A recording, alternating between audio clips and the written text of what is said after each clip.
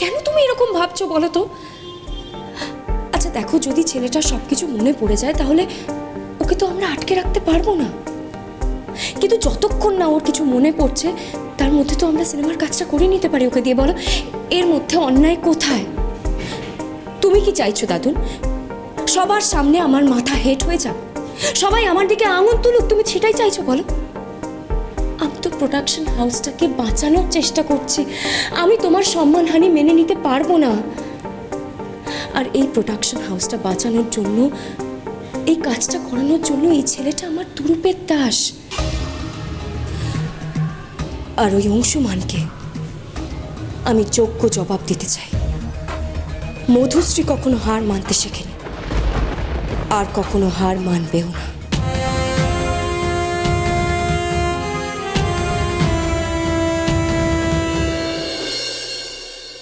মির্জা, বাইরে খুব রোদ আর গরম, না খেয়ে যেও না, এটা খেয়ে নাও। শিমুল, আমি কয়েক জায়গায় চাকরির অ্যাপ্লিকেশন জমা দিয়েছিলাম, তার মধ্যে 3 জায়গা থেকে আমার ইন্টারভিউ কল এসেছে। হাতে আর বেশি সময় নেই, আমি খেয়ে নেবো। আমি যেতে খেয়ে নেবো। না খেয়ে প্লিজ যেও না মির্জা, প্লিজ খেয়ে নাও। শিমুল, এর মধ্যে তুমি দুধ দিয়েছো কেন? দুধ তো তোমার বাচ্চার জন্য আনা হয়, কেন এভাবে দুধ নষ্ট করছো? দেখো শিমুল, আমরা খাই বা না খাই, বাচ্চাটার খাবারের তো ব্যবস্থা করতে হবে, তাই না? মির্জা তুমি একদম চিন্তা করো না, ওর জন্য দুধ রাখা আছে। শিমুল, দেখেছো বাবা কিরম চুপ করে গেছে, কোনো কথা বলছে না।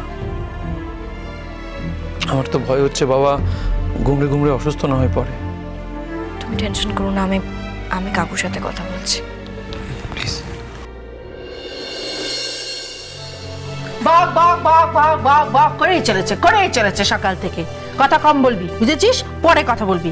এখন এটা দেখ, এই দেখ লিস্ট, এই লিস্ট মিলিয়ে সব জিনিস নিয়ে আসতে হবে। লিস্ট এটা বাংলায় তো লেখা আছে, পড়। চাল, ডাল, মাছ, মাংস, আলু, মিষ্টি, এত কিছু, সব এত বেশি বেশি পরিমাণে। হে কি মা, এত খাবার আনলে আমরা তো কজনে শেষ করতে পারবো না, খাবারটা তো নষ্ট হবে। বলছি মম, এখন আমাদের কাছে তো বেশি টাকা পয়সা নেই, তাই এত এত জিনিসপত্র আনলে চলবে না। অল্প অল্প এনেই আমাদের সংসার চালাতে হবে, বুঝলে? এমা দাঁড়াও বুঝলশন, দাঁড়াও। কি হয়েছে বলো তো? আমি তো এপারে নতুন এসেছি, তাই জন্য কালকে বিকেলবেলা আমি গোলশনকে নিয়ে একটু বাইরে বেরিয়েছিলাম সবার সঙ্গে আলাপ টালাপ করতে। আলাপ করবো কি, আর শান্তিপ্রিয়া সেনকে তো সবাই চেনে, আমি তো খুবই বিখ্যাত। হ্যাঁ, তাতে কি হলো?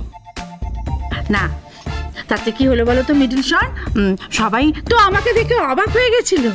সবাই তো বলছে আমি এখানে কেন। আমি বলে দিয়েছি, হ্যাঁ সব বলে দিয়েছি। আমি বলে দিয়েছি যে জামাই এরকম করেছে, আমাদের সব কিছু কেড়ে করে নিয়ে আমাদের পথে বসিয়ে দিয়েছে, সব বলে দিয়েছি। ওরা তো খুবই দুঃখ পেল জানো মিডল শন, ওরা খুবই আফসোস করছিল। আমি বললাম না না না না, তোমরা আফসোস করো না, আফসোস করার কিছুই নেই। আই শান্তিপ্রিয়া সেন তো যেমন ছিলাম তেমনই আছি, তেমনই থাকবো, ওরকমই দিল দরিয়া।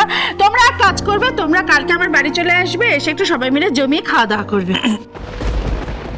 খাওয়াবে মানে এতজনকে? বলছি যে মা, আমরা তো এখনো সেটেল করিনি, সবে এসছি, কিছু গুছিয়ে উঠতে পারিনি। এখন এত রান্না, আমাদের তো রান্নাঘরের সরঞ্জামও নেই, এত খাবার বানাবো কি করে? চুকার আই শান্তিপ্রিয়া সেন, একটু নেমন্তন্ন করে এসছি লোকজনকে, কি করে খাওয়াবো সে কথা এখন ভাবতে হবে। হ্যাঁ, ভাবতে হবে এবার। আশ্চর্য কথাবার্তা, নুনান্তে পান্তা ফুরিয়ে যাচ্ছে, উনি গোষ্ঠী শুধু লোককে নেমন্তন্ন করে নিয়ে এলেন। এখন বাস্তব পরিস্থিতিটা একটু বোঝার চেষ্টা করো শান্তি।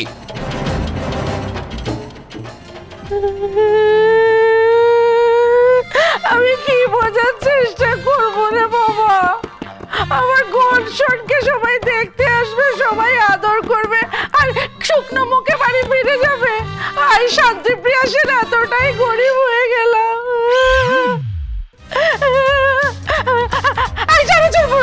চানাচুর বুড়ো, এরপর তো তুমি বলবে শান্তি তুমি গরিব হয়ে গেছো, তুমি বাসন মাজো, তুমি কাপড় কাচো, তুমি সব কাজ করো। মামা একটু শান্ত হও, কান্নাকাটি করো না, আমি ব্যবস্থা করব। এখন তো সবে 8টা বাজে সকাল, আমি এখনো হাতে সময় আছে। আমি ব্যবস্থা করবো মা, তুমি কান্নাকাটি করো না। কর কর কর কর কর, ব্যবস্থা কর ব্যবস্থা কর। বাবা রে বাবা, ছোট্ট একটা পার্টি দিচ্ছি, তার জন্য সবার কাছে আমাকে মুখ নেড়া খেতে হচ্ছে।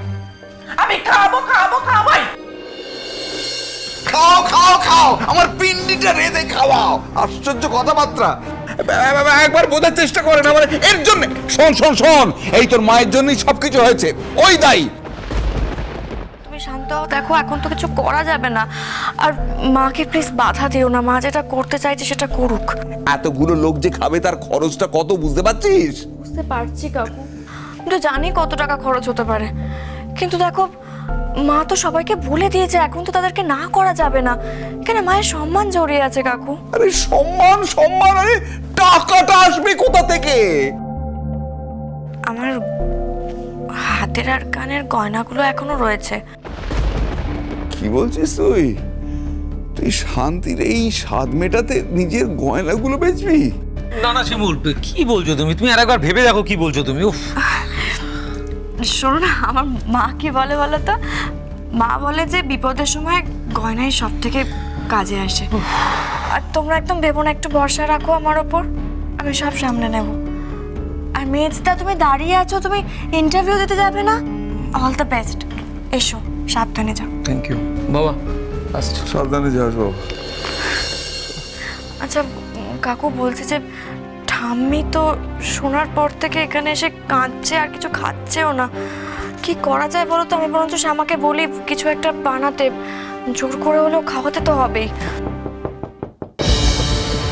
এখন না তো সকালে গেলো বলো তো? Good morning. Good morning. রাতে ঠিকঠাক ঘুম হয়েছিল? হ্যাঁ, হয়েছে। ঠিক আছে, তুমি একটু ফ্রেশ হয়ে নাও, আমি চাটা ঘরে পাঠিয়ে দিচ্ছি। তারপর নিচে গিয়ে একসঙ্গে ব্রেকফাস্ট করে আমরা একটু বেরোবো। হ্যাঁ, বেরোবো? কোথায় যাব? দেখো, তুমি যখন এখানে আছো, জায়গাটা তো ভালো করে চিনে নিতে হবে। তোমার তো এখন কিছু মনে নেই, যখন মনে ছিল তুমি তো সবটাই চিনতে। কিন্তু যেহেতু তোমার কিছু মনে পড়ছে না, সেই জন্য তোমাকে আর কি জায়গাটা একটু চিনিয়ে দিতে চাইছিলাম। চেনা রাস্তা? কোনটা আমার চেনা রাস্তা? আমার বাড়ি, আমার বাড়ির রাস্তা। আমি তো কোনো কিছু মনে করতে পারছি না। আমি এটাও জানি না আমার সব কিছু মনে পড়বে কি না। আমি আমার আপনজনদের দেখলে ওদের চিনতে পারবো কিনা আমি সেটাও জানি না। আমি এটাও জানি না যে আমি কে, আমার অস্তিত্ব কি, আমার পরিচয় কি। আমি কি সত্যিই রঞ্জিত নাকি জানি না। আচ্ছা আচ্ছা, আপনার কি মনে হয় চেনা জায়গায় গেলে আমি কি সব মনে করতে পারবো? আমি কি আমার স্মৃতি ফিরে পাবো? আমি কিছুতেই মেনে নিতে পারছি না, আপনার জামাই সবকিছু হাতিয়ে দিল। দেখো অনাদি, আজ এতদিন পর জীবনের এই চৌকাটে এসে দাঁড়িয়ে একটাই অভিজ্ঞতা হয়েছে, সবই ভাগ্য। তবে তোমাদের একটা কথাই বলবো যে তোমরা এসব নিয়ে অফিসে বা ফ্যাক্টরিতে বিশেষ আলোচনা টালোচনা করে নিজেদের বিপদ ডেকে এনো না। ওরা তো ভালো লোক নয়, তোমাদের তো ঘর সংসার আছে, সেসব বুঝে একটু সহনশীলতা নিয়ে কাজকর্ম করো। না না, আমরা ওই কোম্পানিতে আর কাজ করব না। দেখুন, আমার মনে হয় কি আপনারা একটু শান্ত হন। এখন তো আমাদের কিছুই করার নেই। আমি বলি কি, আমরা যদি সত্যিই পরে কিছু করতে পারি, তাহলে তো আপনারাই আমাদের ভরসা, তাই না? ওরে father, you all man come. খুবই ভালো হয়েছে, আপনারা যখন এসেছেন তখন সবাই সিট করুন আর চা জলখাবার খেয়ে যাবেন। ওকে কে?